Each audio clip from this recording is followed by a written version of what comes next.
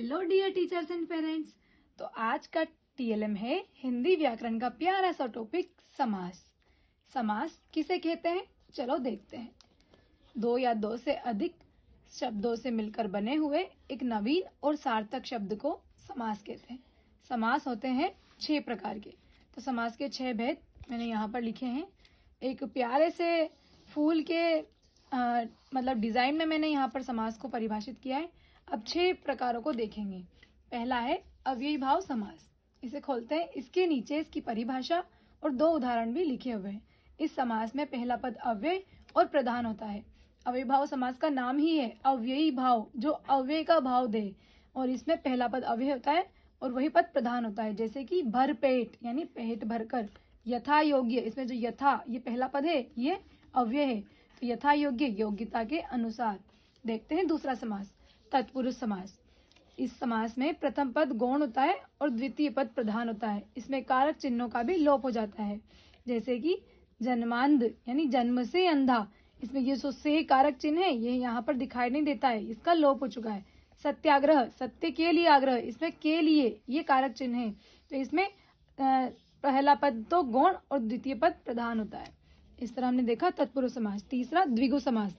इस समास में पहला पद संख्यावाचक विशेषण होता है और दूसरा पद विशेषी होता है। जैसे त्रिभुवन, त्रि ये संख्यावाचक है यानी त्रि यानी 3, भुवन यानी भुवनों का, 3 भुवनों का समूह। चौराहा, चौ यानी 4, 4 राहों का समूह। तो इस तरह ये हो गया द्विगु समास। इसमें संख्यावाचक शब्द आते हैं। द्वंद्व समास। इस समास में दोनों पद प्रधान होते हैं। तथा, और, या, अथवा आदि इन शब्दों का लोप हो जाता है। जैसे आय व्यय, आय और व्यय, माता पिता, माता और पिता, ये हो गया द्वंद्व। कर्मधारय समास।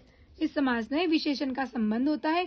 इसमें प्रथम पद गुणवाचक होता है। जैसे महात्मा, महान है जो आत्मा, नीलकमल, नीला है जो कमल, ये हो गया कर्मधारय समास। बहुव्रीहि समास। इस समास में कोई भी पद प्रधान नहीं होता, बल्कि समस्त पद किसी अन्य के विशेषण पर कार्य करता है और यही तीसरा पद प्रधान होता है। जैसे दशानन, दशानन यानी 10 है आनंद जिसके, अर्थात कौन, वो हो गया रावण, तो ये निकला तीसरा पद, तो ये प्रधान होता है। नीलकंठ, नीला है जो कंठ, कंठ जिसका मतलब शिव। तो इस तरह हमने समास के 6 भेदों के बारे में पढ़ा। इस प्यारे से टीएलएम से हमने पूरे समास को समझ लिया। एक टीएलएम में ही पूरा समास खत्म। तो कैसा लगा टीएलएम? बच्चों को पढ़ाना हो गया ना आसान? तो अगर अच्छा लगे तो कमेंट बॉक्स में जरूर बताना और शेयर करना ना भूलना। ऐसे ही प्यारे प्यारे टीएलएम्स के लिए सब्सक्राइब जरूर करें। Thank you.